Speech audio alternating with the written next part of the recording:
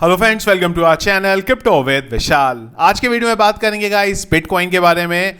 L1 blockchain है कंकोर्डियम, उसके बारे में बात करेंगे और उसी के साथ साथ बात करेंगे एक ऐसे बिल के बारे में जिसके बाद यूएस में आने वाले टाइम में काफ़ी सारी चीज़ें आपको बदलती हुई देखने को मिल सकती हैं और उसका इम्पैक्ट क्रिप्टो करेंसी पे और ओवरऑल ग्लोबल इकोसिस्टम पे भी पड़ता हुआ देखने को मिल सकता है। क्या वो बिल है और क्या ऐसा उसमें होने वाला है, इस बारे में आज के वीडियो में बात करेंगे। सबसे पहले चलते हैं क्रिप्टो एनालिस्ट पे, मार्केट में क्या चल रहा है देखने के लिए।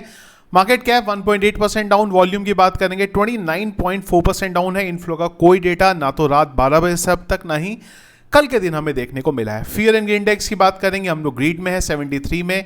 पिछले एक घंटे के सेंटीमेंट्स की बात करेंगे, वो है यहाँ पे सेल की तरफ। और हीट मैप BTC 1.87% डाउन है, इथीरियम 3.78% डाउन है। ओवरऑल मार्केट फिलहाल थोड़ा नीचे की तरफ जाता हुआ हमें देखने को मिल रहा है। बिटकॉइन की बात करेंगे, जब ये वीडियो बना रहा हूं बिटकॉइन का करंट प्राइस है 1,07,985। क्या हुआ, अगर आपको याद होगा तो लास्ट वीडियो में हमने इसी चीज के बारे में बात करी थी। मैंने आपको यही बताया था कि ये एरिया बहुत इंपॉर्टेंट है और डेली टाइम फ्रेम पे इस एरिया के ऊपर हमारी कैंडल क्लोज होनी बहुत ज़्यादा ज़रूरी है, क्योंकि अगर आप पहले भी देखेंगे कई बार हम लोगों ने इस लेवल को ही, ये एरिया जो है, अगर मैं आपको एक बार फिर से ड्रॉ कर दें, अगर हम लोग समझें, ये जो एरिया है, अगर आप देखेंगे यहाँ पे एक बार नहीं मल्टीपल टाइम्स बिटकॉइन इस एरिया को ब्रेक करने की कोशिश करता है, पर कभी भी इसके ऊपर हमें कैंडल क्लोज यहाँ पे नहीं दिखाई दी है। सेम टू सेम चीज यहाँ, इवन अगर हम लोग चार्ट को पीछे भी लेके चलेंगे तो भी यही वो जोन है जहां से हमें बार बार रिजेक्शन देखने को मिलता है। इसी के लिए हमने बात करी थी पहले भी कि डेली टाइम फ्रेम पे कैंडल क्लोज होनी जरूरी है, और अगर वो नहीं हुई तो फिर से वही जो 1 लाख के लेवल है वो हमें आने वाले टाइम में आते हुए देखने को मिल सकते हैं। इसके अलावा वीकेंड स्टार्ट होने वाला है और वीकेंड में हम लोग जानते हैं कि मार्केट में जो वॉल्यूम है वो काफी कम होता है, जिस वजह से थोड़ा नीचे की तरफ यहां पे मार्केट आ सकता है। इसके बाद बात करते हैं गाइस एक अपडेट के बारे में। तो जो साउथ कोरिया का टॉप बैंक है, एज पर रिपोर्ट, वो अपना स्टेबल कॉइन यहां पे लॉन्च करने वाले हैं। स्टेबल कॉइन का रोल आने वाले टाइम में बहुत इंपॉर्टेंट होने वाला है, क्योंकि जब भी फ्यूचर में हम लोग क्रिप्टो के थ्रू पेमेंट की बात करेंगे, उस टाइम पे अगर वो पेमेंट क्रिप्टो करेंसी से होता है तो क्रिप्टो करेंसी का जो वॉलेटाइल नेचर है, प्राइस जल्दी ऊपर नीचे होता है, उसकी वजह से बेचने वाले को, खरीदने वाले को और बेचने वालों को, दोनों को वहां पे प्रॉब्लम हो सकती है। तो स्टेबल कॉइन का रोल उस टाइम पे बहुत इंपॉर्टेंट होगा, और जो भी स्टेबल कॉइन पे काम कर रहे हैं उनका भी इकोसिस्टम आने वाले टाइम में ग्रो हो सकता है।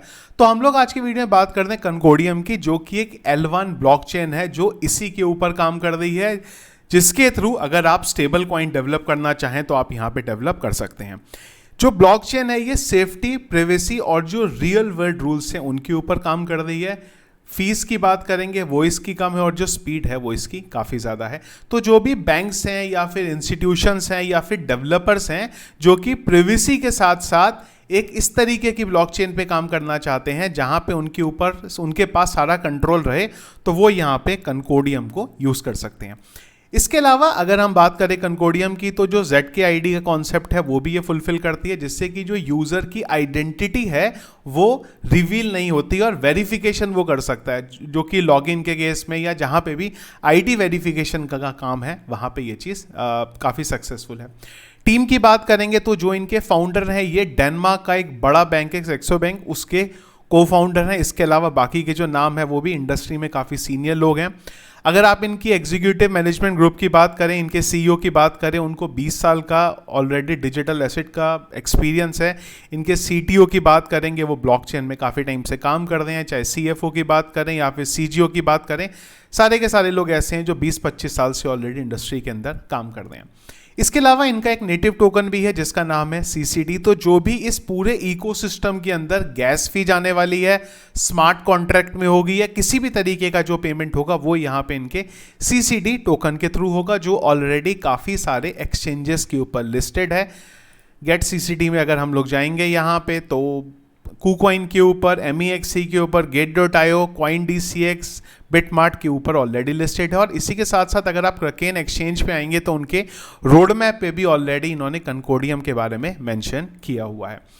इसके अलावा अगर हम लोग यहाँ पे बात करते हैं कंकोर्डियम ब्लॉकचेन की, तो Q3 के अंदर इनके में काफ़ी सारे डेवलपमेंट होने वाले, जहाँ पे यूएस मार्केट में आने के बारे में बात करते हैं, कुछ भी और इनकी ऐसी चीज़ें हैं इकोसिस्टम की ग्रोथ के बारे में जो Q3 में अनलॉक होने वाला है। उसी के अलावा जो पेफाई यानी कि जो पेमेंट की हम लोग ऑनलाइन बात करते हैं वो भी हमें Q3 में आती हुई देखने को मिलेगी। तो अपनी रिसर्च के बाद अगर आप यहाँ पे सीसी टोकन बाय करना चाहें तो आप यहाँ पे बाय कर सकते हैं। इसके बाद बात करते हैं यूएस में एक आप बोल सकते हैं एक तरीके से जो जंग है ना वो यहाँ पे छिड़ गई है। एक नया बिल आया है जिसका नाम है बिग ब्यूटीफुल बिल, नाम से काफ़ी यहाँ पे अच्छा लग रहा है। और इस बिल में यहाँ तक बात हो रही है कि क्या इस बिल के आने के बाद एलॉन मस्क अपनी पॉलिटिकल पार्टी स्टार्ट करने वाले हैं।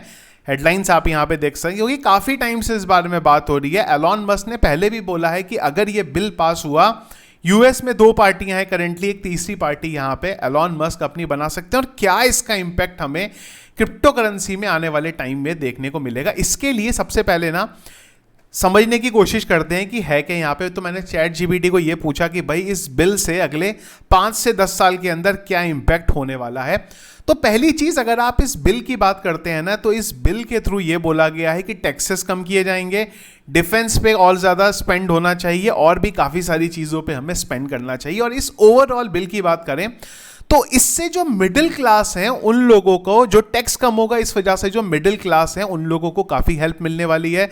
बिजनेस ग्रोथ में मिलेगी, मिलिट्री और जो बॉर्डर कंट्रोल है वहां पे सब जगह पे इनको हेल्प मिलेगी। तो अब सबसे बड़ा क्वेश्चन ये है कि जब हर तरफ से हेल्प हो रही है तो एलॉन मस्क को इतना अगेंस्ट में क्यों है इसके? वो इसलिए है क्योंकि इन सब चीजों की वजह से एक बहुत बड़ा इश्यू होने वाला है और वो अभी होता हुआ देखने को नहीं मिलेगा, वो हमें आने वाले फ्यूचर में देखने को मिलेगा। नॉर्मली अगर हम लोग जो यहां से डेटा निकल के आ रहा है उसके अकॉर्डिंग अगले 10 साल के अंदर 3 से 4 ट्रिलियन डॉलर का डेट जो है वो यूएस के ऊपर और बढ़ने वाला है बिल के आने के बाद। ये बिल आने के बाद एक चीज और है, टैक्स तो कम होगा ही होगा, साथ ही साथ यूएस में बड़े नंबर पे हमें मनी प्रिंटिंग भी होती हुई देखने को मिल सकती है। यानी कि जो M2 सप्लाई है वो बढ़ती हुई देखने को मिलेगी और जब जब वो बढ़ती है उसका इंपैक्ट पॉजिटिव लेवल पे बिटकॉइन में देखने को मिलता है। और ऑब्वियस सी बात है कि जब ज़्यादा पैसा प्रिंट होगा वो भी ट्रिलियंस डॉलर के हिसाब से, तो उसका इंपैक्ट हमें मार्केट पे पॉजिटिव देखने को मिलेगा। लेकिन अगर हम थोड़े लंबे टाइम फ्रेम की बात करें तो ये यूएस को काफ़ी ज़्यादा मुश्किल में डाल सकता है, जिस वजह से एलॉन मस्क इस ओवरऑल जो पूरे का पूरा बिल है उसके लिए यहाँ पे मना कर दें। ऑलरेडी काफ़ी टाइम से हम लोग देख रहे हैं ट्रंप और एलॉन मस्क के बीच में ट्विटर के ऊपर लड़ाई झगड़े या फिर सोशल मीडिया पे होते हुए हमने देखी है यहाँ पे। अब आने वाले जो एक हफ्ता है वो बहुत क्रिटिकल है, क्योंकि अगर एलॉन मस्क, बहुत बड़ा नाम है, भले ही ट्रंप यूएस के प्रेसिडेंट है पर एलॉन मस्क भी कोई छोटा नाम नहीं है, तो अगर वो कोई बड़ा अनाउंसमेंट कर देते हैं यहाँ पे यूएस से रिलेटेड ही, तो मार्केट हमें इन सब चीज़ों की वजह से वॉलेटाइल होती हुई देखने को मिल सकती है। मुझे नहीं पता कि अगर एलॉन मस्क अपनी पार्टी बनाएंगे तो उसका ट्रम्प को कितना यहाँ पे फायदा होने वाला है। ओवरऑल फिलहाल ये जो सारी चीज़ें हैं इससे फिलहाल पूरे का पूरा जो फायदा है वो फिलहाल यहाँ पे ट्रम्प को होता हुआ देखने को मिल रहा है। छोटे टाइम फ्रेम पे अगर हम लोग बात करें, छोटे का मतलब ये नहीं है कि कल से हो जाएगा, पर आने वाले 2-3 महीनों के बाद हमें इन सब चीज़ों का इम्पैक्ट क्रिप्टो करेंसी पे, ओवरऑल इकोसिस्टम पे, हर जगह पे, गोल्ड की बात करें, स्टॉक मार्केट की बात करें, बिटकॉइन की या क्रिप्टो की बात करें, सब पे पॉजिटिव देखने को मिलेगा। लेकिन थोड़े लंबे टाइम फ्रेम पे ये सारी की सारी चीज़ें हमें खराब होती हुई देखने को मिलेंगी, जिनकी वजह से बड़े लेवल पे रिसेशन आ सकता है, बड़े लेवल पे ग्रोथ यहाँ पे रुक सकती है, जिस वजह से एलॉन मस्क इस बिल के अगेंस्ट से। पर ये बिल ऑलरेडी यूएस के अंदर पास हो गया। इसमें और भी काफ़ी ज़्यादा चीज़ें हैं, सेम चीज़ें यहाँ पे भी लिखी गई हैं। किस चीज़ के लिए अच्छा है? मिडिल क्लास के लिए अच्छा है, लेकिन फ्यूचर जनरेशन के लिए ख़राब हो सकता है। यहाँ पे क्लाइमेट एडवोकेट या फिर जो लो इनकम फैमिलीज हैं उनके लिए यहाँ पे ख़राब है। तो इन शॉर्ट इसका यही मतलब था, टैक्स कट सब अच्छा है, लेकिन डेट और जो सर्विस है वहाँ पे आने वाले टाइम में इन सब की वजह से प्रॉब्लम होती हुई देखने को मिल सकती है। तो जिसका इम्पैक्ट हमें हर जगह पे देखने को मिलेगा। पर अच्छी चीज़ ये है, शॉर्ट टर्म पे हमें चीज़ें अच्छी हुई देखने को मिलेंगी और उम्मीद करेंगे कि एक बार पूरे के पूरे ऑल्ट कॉइन्स जो है वो भी ग्रो करें, जिससे जिन लोगों का पोर्टफोलियो अभी भी, जिसने बिटकॉइन बाय नहीं किया था, उसका पोर्टफोलियो अगर अभी भी डाउन है तो वो यहाँ पे उसे ठीक ठाक लेवल पे जाता हुआ देखने को मिला। तो ये था इस अपडेट करंटली जो चल रहे हैं क्रिप्टो करेंसी मार्केट में। कुछ और अगर इंपॉर्टेंट चीज़ रही उसको हम लोग टेलीग्राम पे या फिर ट्विटर पे डिस्कस करेंगे, जिसके लिए दोनों प्लेटफॉर्म को आप ज्वाइन कर लीजिएगा। दोनों का लिंक कमेंट बॉक्स के पिन पे आपको देखने को मिल जाएगा। Thank you friends.